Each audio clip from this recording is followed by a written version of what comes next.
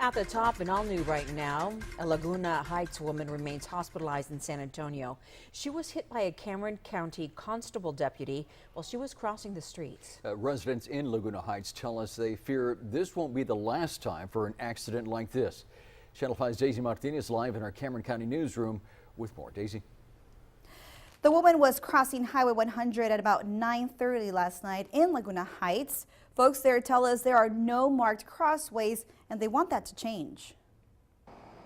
Manuel Reyes owns Reyes Seafood in Laguna Heights, located right off of State Highway 100. He tells us folks here are constantly crossing the highway to get to his shop, the laundromat next to him, or this convenience store. I would say an average of every half an hour or so.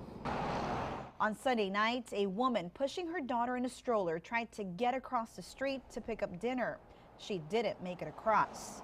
Cameron County Precinct 1 Constable Pete Delgadillo says one of his deputies patrolling the area struck the woman as she was nearing the middle turning lane. The stroller wasn't hit.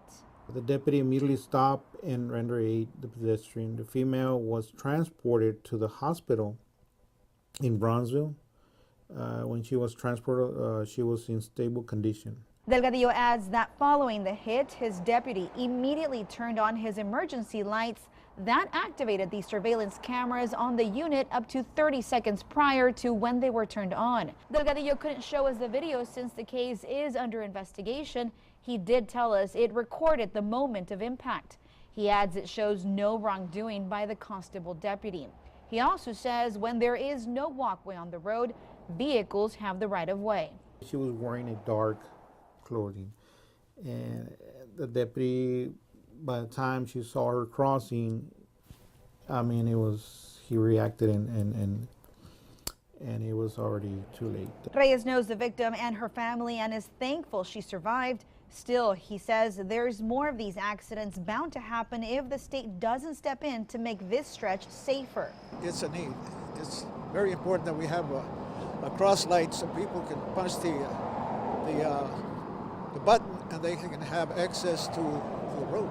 TxDOT spokesman Octavio Sainz says the constable or folks here can request a survey to determine the need for a crosswalk.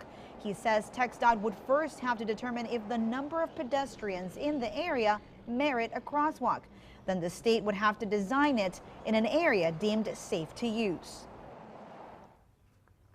We met the woman's husband, who did not want to go on camera, but he tells us his wife was flown overnight to San Antonio because she suffered broken bones on her left side, left hip, left leg, and her left arm. She also has a laceration to her head. DPS is still investigating this incident. As for the constable, he is not suspended from the job, but he was granted some time off as this investigation continues. Live from the Cameron County Newsroom, Daisy Martinez, Channel 5 News at 6.